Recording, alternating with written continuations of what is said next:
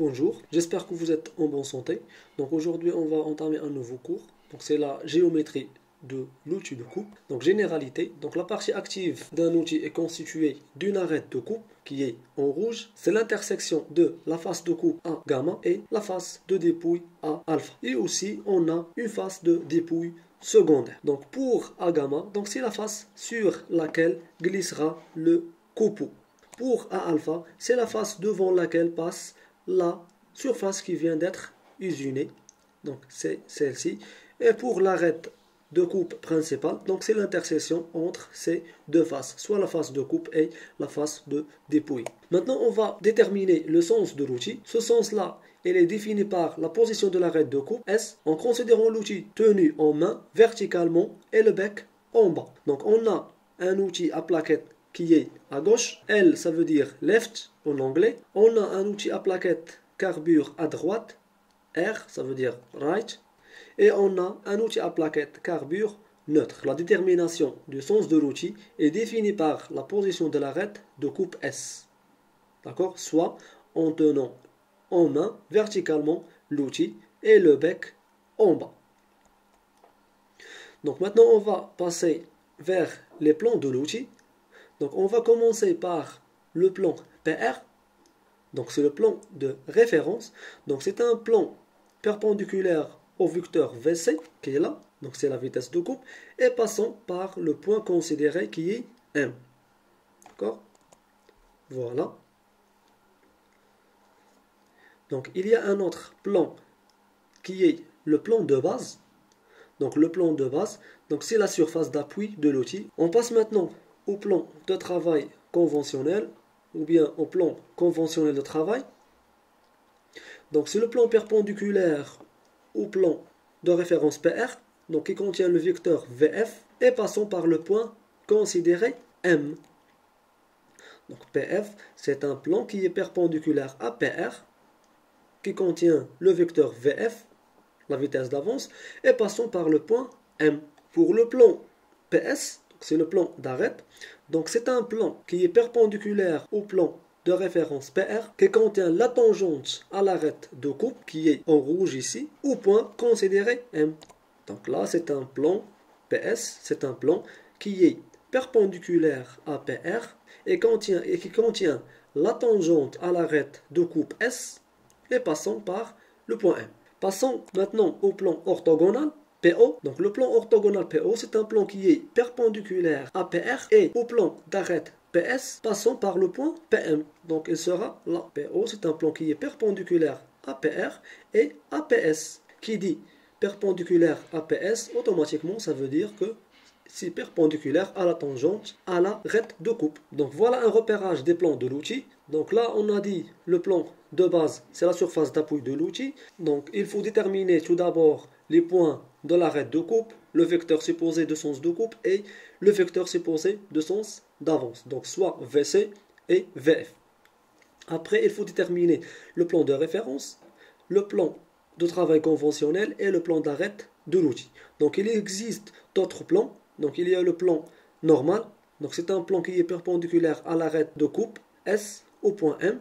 Donc c'est le plan normal. Il y a le plan vers l'arrière de l'outil, donc qui est perpendiculaire à PR et PF au point M. Maintenant on va voir les angles caractéristiques de l'outil. On va commencer par les angles d'arête de l'outil. Tout d'abord, l'angle de l'inclinaison d'arête, lambda S, l'angle qui est mesuré dans PS, donc lambda S, ça veut dire il est mesuré dans le plan PS. Pour lambda S, qui est comprise entre PR et la tangente de l'arête, donc là c'est lambda S. Donc lambda S peut être soit positif, comme ce cas-là, ou négatif, comme ce cas-là. Maintenant pour kappa R et epsilon R, ce sont des angles qui sont mesurés dans PR, donc kappa R, epsilon R, donc ce sont des angles qui sont mesurés dans PR. Pour kappa R, l'angle qui est comprise entre PF et PS. Donc voilà PF et voilà PS, là ça sera kappa R. Pour epsilon R, c'est l'angle de pointe qui est entre l'arête de coupe principale PS et l'arête de coupe secondaire S'. Voilà, c'est celle-ci.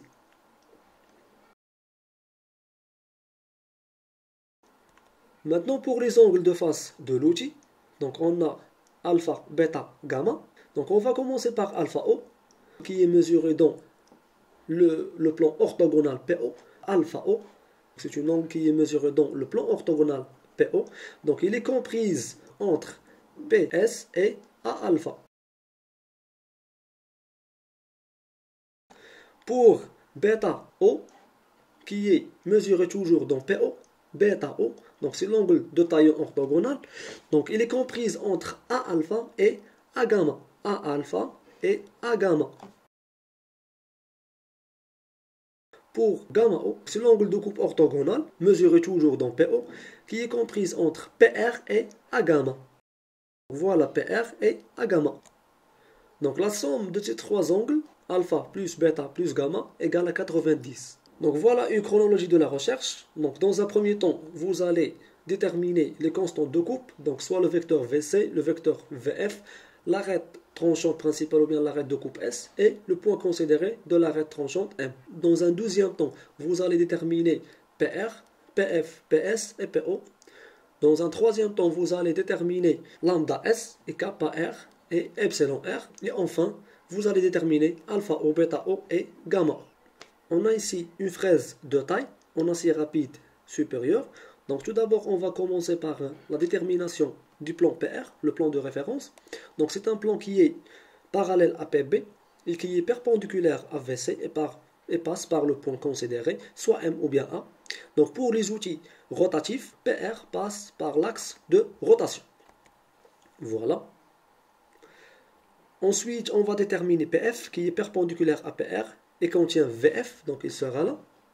Ensuite, PS, donc il est perpendiculaire à PR et contient la tangente de l'arête de coupe, donc il passera par là.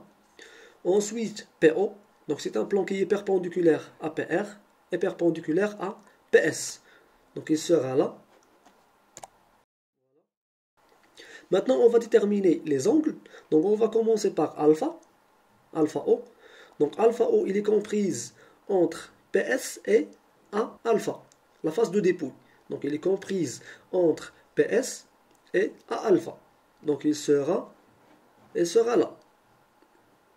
D'accord? Pour bêta, il est comprise entre A alpha et A gamma, la phase de coupe. Et pour gamma O, il est entre PR et A gamma. Pour les angles epsilon S, donc il est entre PR et S, l'arête de coupe. Kappa R sera représenté là. Donc il est entre PS et PF. Donc, et pour epsilon R, il est entre l'arête de coupe et l'arête de coupe secondaire. Maintenant, on a un forêt en acier rapide supérieur. Donc on va commencer tout d'abord par PR. Voilà. PF qui est perpendiculaire à PR et qui passe par VF toujours et passe par le point M. Après, on a PS qui contient la tangente à l'arête de coupe et qui est perpendiculaire à PR. D'accord? Donc il est perpendiculaire à PR. Donc pour PO, il est perpendiculaire à PR et perpendiculaire à PS. Donc il passera par là. D'accord? Pour les angles, donc on va commencer par alpha. Donc alpha toujours c'est PS et A alpha. Donc c'est entre PS et A alpha, la face de dépouille. Pour bêta, c'est entre la face de dépouille et la face de coupe. Voilà. Et pour gamma, c'est entre PR et la face de coupe. Voilà. Pour les autres angles, donc kappa R, c'est entre PS. C'est entre PS et PF. D'accord? Il est mesuré dans PR. Pour lambda S, il est mesuré dans le plan PS. Pour epsilon R, il est mesuré dans PR. D'accord? Et voilà.